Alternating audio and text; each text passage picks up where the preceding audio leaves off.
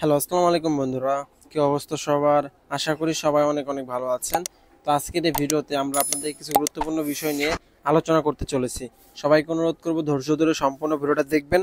আশা করি আপনার সম্পূর্ণ বিষয়গুলো জানতে পারবেন। তো চলুন বেশি কথা না বাড়িয়ে ভিডিওর মূল আলোচনায় যাওয়া যাক। প্রথমেই বলি, আপনারা হচ্ছে রবিবার দিন অর্থাৎ 18 তারিখে কিন্তু ভিএফএস গ্লোবালের সামনে মানববন্ধন করেছিলেন এবং হচ্ছে ইতালি অ্যাম্বাসির সামনেও গিয়েছিলেন। যদিও ভিএফএস গ্লোবাল এবং ইতালি অ্যাম্বাসির সামনে যে পরিমাণ মানুষ হওয়ার কথা ছিল সে পরিমাণ মানুষ হয়নি। এর একটি কারণও রয়েছে। তার আগেই কিন্তু হচ্ছে আবার আমাদের যে সমন্বয়ক রয়েছে বৈষম্য বিরোধী ছাত্র আন্দোলনের সমন্বয়ক সারজিদ আলম, তার সাথে কিন্তু আপনারা বৈঠক করেছিলেন এবং সেই বৈঠকের পরে সে কিন্তু প্রতিশ্রুতি দিয়েছিল যে সে হচ্ছে উপদেষ্টার সাথে এই বিষয়ে কথা বলবে এবং একটি সুষ্ঠু সমাধানের জন্য তিনি চেষ্টা করবেন। তো সেই হচ্ছে নিউজ ভাইরাল হওয়ার পর থেকে কিন্তু আমাদের নেটিজেনদের মধ্যে একটা গুজব ছড়িয়ে পড়েছিল যে উপদেষ্টার কাছে মানে হচ্ছে আবেদন করা হয়েছে, তো সেজন্য হচ্ছে আর এই আন্দোলন হবে না। যার জন্যই মূলত ভিএফএস গ্লোবালে যেদিন আন্দোলন হলো ওই দিন হচ্ছে জনসংখ্যা কিছুটা কম ছিল। তো তা সত্ত্বেও কিন্তু মোটামুটি ভালো পরিমাণ আন্দোলন হয়েছে, আমরা সেই বিষয়টি অবগত আছি। তো সেই প্রেক্ষিতে এই যে আন্দোলন হয়েছে ছোটখাটো আন্দোলন, তা সত্ত্বেও কিন্তু এই যে নিউজটা রয়েছে এটা কিন্তু আমাদের প্রবাসী কল্যাণ উপদেষ্টা যারা রয়েছে তার কানেও পৌঁছে গেছে, এমনকি ডক্টর মোহাম্মদ ইউনূসের কানে পর্যন্ত এই বিষয়টা পৌঁছে গিয়েছে।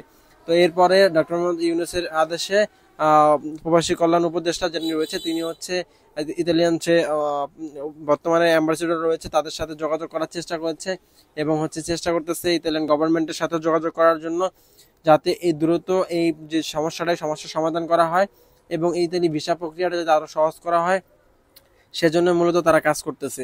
হ্যাঁ ভাই, এটা সত্যি কথাই যে বর্তমানে প্রবাসী কল্যাণ উপদেষ্টা যারা রয়েছে তিনি সহ আমাদের ডক্টর ইউনূস অনেকটাই চেষ্টা করতেছে, কারণ বর্তমানে কিন্তু প্রতিটা টিভি নিউজেই কিন্তু আপনারা দেখতে পাচ্ছেন যে প্রবাসী আয় কিন্তু গত মাসেগুলোর থেকে তুলনায় বর্তমানে অনেকটাই বেড়ে গেছে। এখন হুন্ডির পরিমাণ কমে গেছে, সবাই বৈধ পথে রেমিটেন্স পাঠাচ্ছে যাতে ডক্টর মোহাম্মদ ইউনূস এই দেশকে আরো এগিয়ে নিয়ে যেতে পারে। তো এই বিষয়টা কিন্তু তারও মাথায় আছে, তিনি চেষ্টা করতেছে বা হচ্ছে বর্তমান উপদেষ্টা চেষ্টা করতেছে যাতে এই বাংলাদেশে যে পরিমাণ হচ্ছে রেমিটেন্স বাইরে থেকে আসে এই রেমিটেন্সের মাত্রাটা যাতে আরো বাড়ানো যায় এবং ভালো ভালো কান্ট্রিতে ভালো ভালো বেতনে যাতে বাংলাদেশিদের সুযোগ করে দেওয়া যায় সেই জন্য তিনি চেষ্টা করতেছেন এবং তারা আর বিভিন্ন দেশের সাথে যোগাযোগ করার চেষ্টা করতেছেন। খুব শীঘ্রই আমরা এই নিউজ বিষয়গুলো জানতে পারবো, কারণ এখন যেহেতু আলোচনা হচ্ছে বিভিন্ন দেশের পররাষ্ট্র মন্ত্রণালয়, এম্বাসিডর এবং হচ্ছে রাষ্ট্রপ্রধানদের সাথে আলোচনা হচ্ছে। আপনারা কিন্তু জানেন ডক্টর মোহাম্মদ ইউনূস কিন্তু ইউরোপ আমেরিকার মধ্যে খুবই জনপ্রিয় এবং সম্মানিত একজন ব্যক্তি। তিনি যদি চান খুব সহজে বাংলাদেশের জন্য বা বিভিন্ন দেশের হচ্ছে ভিসা প্রক্রিয়া ওপেন করে দিতে পারবেন এবং খুলে দিতে পারবেন এবং খুব সহজে এবং কম খরচে বাংলাদেশে যেতে পারবেন বিদেশে। এবং তার কাছে কিন্তু একটা অভিযোগও কিন্তু চলে এসেছে যে বিদেশ যাওয়ার ক্ষেত্রে অন্যান্য দেশের তুলনায় বাংলাদেশের অনেক বেশি পরিমাণ টাকা গুনতে হয়। এই দালাল চক্রের বিরুদ্ধেও কিন্তু তারা অভিযান পরিচালনা করতেছে।